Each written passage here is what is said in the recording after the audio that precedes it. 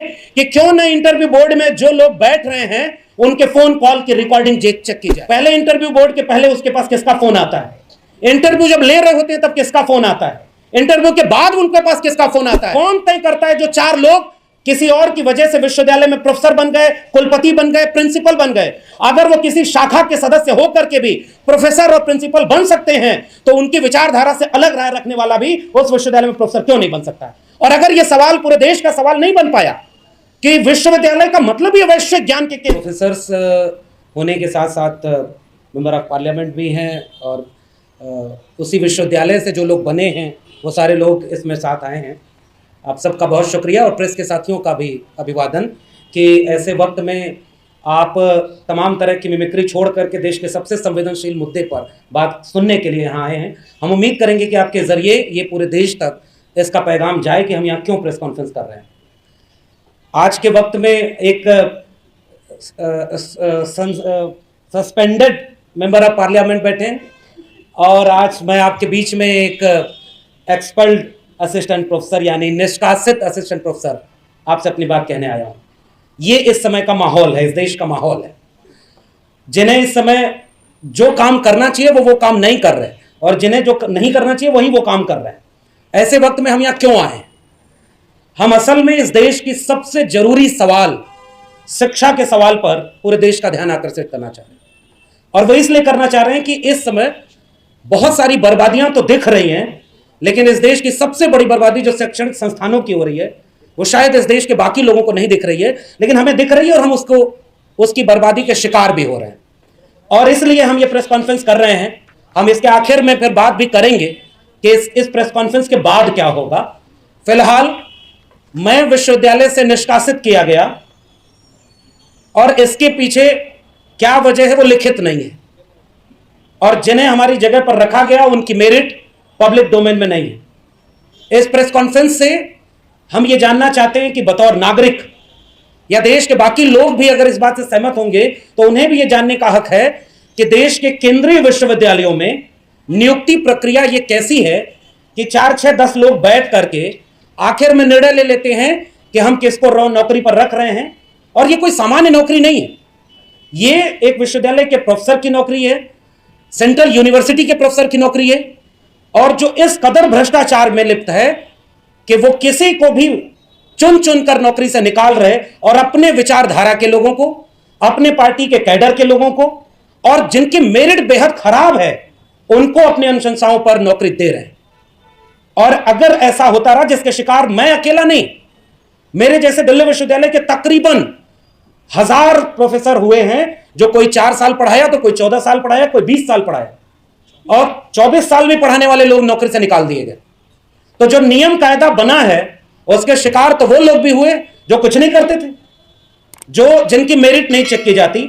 दिल्ली विश्वविद्यालय और देश के तमाम विश्वविद्यालयों में 1 मिनट, 1.5 मिनट, 2 मिनट के इंटरव्यू होते हैं जिनमें कायदे से 2 सवाल भी नहीं पूछे जा सकते, लेकिन उस पर आपकी पूरी किस्मत का फैसला किया जाएगा। एकेडमिक मेरिट का कोई मतलब नहीं। बिहार सरकार में असिस्टेंट प्रोफेसर की नियुक्ति होती है तो 100 नंबर में से 85 नंबर एकेडमिक होते हैं जो लास्ट मेरिट में जुड़ते हैं। 15 नंबर का इंटरव्यू होता है। इंटरव्यू बोर्ड के सामने इंटरव्यू देने कौन आया इसकी कोई पहचान सार्वजनिक नहीं होती और हमारे यहां चुन के रखा जाता है कि आजकल सुन रहे हैं दिल्ली विश्वविद्यालय में पर्चियां चल रही हैं। अगर एक रंग की पर्ची है तो इसका मतलब यह कि दूसरे रास्ते आए हैं, दूसरे रंग की पर्ची है तो दूसरे रास्ते आए। इसलिए हमने जो प्रेस विज्ञप्ति में मांग बनाई है, पहली ही बात है कि देश के विश्वविद्यालयों पर एक सरकारी विचारधारा का हमला हो रहा है और जो लोग उस विचारधारा से असहमत हैं उनको विश्वविद्यालयों से बेदखल किया जा रहा है। एक तरफ वो प्रोसेस फॉलो कर रहे हैं तो हमारे जैसे हजारों लोगों को बेदखल कर रहे हैं और दूसरी तरफ जब वो अनैतिक होते हैं तो हमारी साथी डॉक्टर रितु की तरह झूठे आरोप लगाकर, गलत तरह के दस्तावेज लगाकर उन्हें बेदखल कर देते हैं। विश्वविद्यालय आज के तारीख में यहां पहुंचे हैं, अमृतकाल चल रहा है और विश्वविद्यालयों का यह हाल है। हम दूसरी मांग अपने प्रेस कॉन्फ्रेंस में इस प्रेस विज्ञप्ति में रखना चाह रहे हैं कि जो नियुक्ति प्रक्रिया है बेहद घटिया है, भ्रष्टाचारी है और भेदभावकारी है। इसलिए हम इस तरह की तमाम चीजों के ऊपर गहरे सवाल खड़ा करना चाहते हैं। यह नियुक्ति प्रक्रिया बेहद कम मेरिट वाले लोगों को, मिसाल के तौर पर मैंने बाद में यह कहना शुरू किया कि मेरी मेरिट में एपीआई स्कोर 96 है। कुछ ऐसे भी लोग होंगे जिनका 98 होगा, 100 होगा, उनको निकाल करके 50 एपीआई 52 एपीआई वाले किसी अपने प्रोफेसर के रिश्तेदार को, किसी पार्टी के कैडर को यह दिल्ली विश्वविद्यालय में अगर नौकरी दी जा रही है तो इसके दो सवाल हैं कि अगर नौकरी दी जाती है तो वो हमारी मेरिट चेक कर दी जाती है या हमारी विचारधारा देख कर दी जाती है। हम इस देश के नागरिकों की तरफ से यह सवाल देश की सरकार से पूछना चाहते हैं। और दूसरी बात, अगर मेरिट देख करके नौकरी दी जा रही है तो वो जो कम मेरिट के लोगों को असिस्टेंट प्रोफेसर आप यूनिवर्सिटीज में बना रहे हैं, आप लाखों बच्चों का भविष्य अंधकार में ढकेल रहे हैं। और अभी हमारी साथी एकेडमिक काउंसिल के मेंबर माया जी ने बताया भी, बच्चे लिख करके कंप्लेन कर रहे हैं कि इस टीचर को पढ़ाने नहीं आता, क्योंकि मेरी जगह भी जिन्हें नौकरी दी गई उन्हें स्कूल से ला करके वहां रख दिया गया। तो वो किसके लिए विश्वविद्यालय बर्बाद किए जा रहे हैं? जो बच्चे वहां पढ़ रहे हैं। और उसके बाद हमने यह सवाल उठाया कि तमाम तरह के भेदभाव किए जा रहे हैं, पाठ्यक्रम बदले जा रहे हैं। न्यू एजुकेशन पॉलिसी कहती है कि 40% सिलेबस ऑनलाइन मोड में चला जाएगा।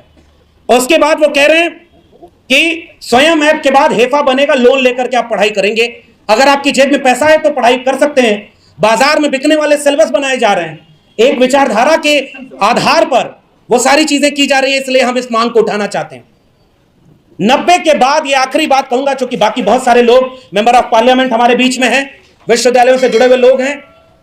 बहुत ज्यादा बातें न कह करके आखिरी बात, पूरे देश में शिक्षा व्यवस्था चौपट हो रही है।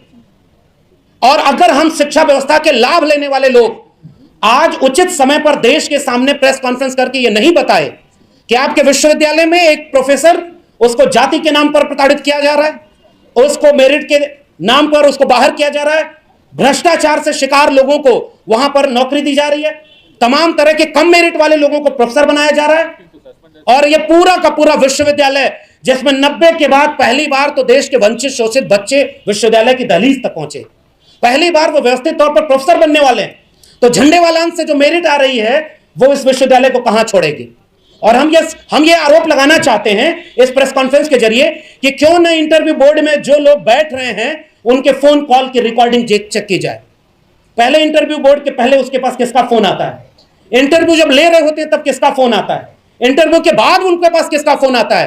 कौन तय करता है? जो 4 लोग किसी और की वजह से विश्वविद्यालय में प्रोफेसर बन गए, कुलपति बन गए, प्रिंसिपल बन गए, अगर वो किसी शाखा के सदस्य होकर के भी प्रोफेसर और प्रिंसिपल बन सकते हैं तो उनकी विचारधारा से अलग राय रखने वाला भी उस विश्वविद्यालय में प्रोफेसर क्यों नहीं बन सकता? और अगर यह सवाल पूरे देश का सवाल नहीं बन पाया कि विश्वविद्यालय का मतलब ही वैश्विक ज्ञान के केंद्र, और यहां पर तो ग्लोबल नॉलेज की बात की जाती है, और उन विश्वविद्यालयों को एक विचारधारा और एक सरकार में अगर महदूद कर दिया तो 90 के बाद जो ये पहली पीढ़ी के वंचित शोषित गरीब कमजोर के बच्चे विश्वविद्यालयों की खेत खलिहान से निकलकर मजदूरी किसानी से कर यहां तक पहुंचे हैं, अब उनके लिए एक बर्बाद विश्वविद्यालय खंडहर बन के इंतजार करेंगे।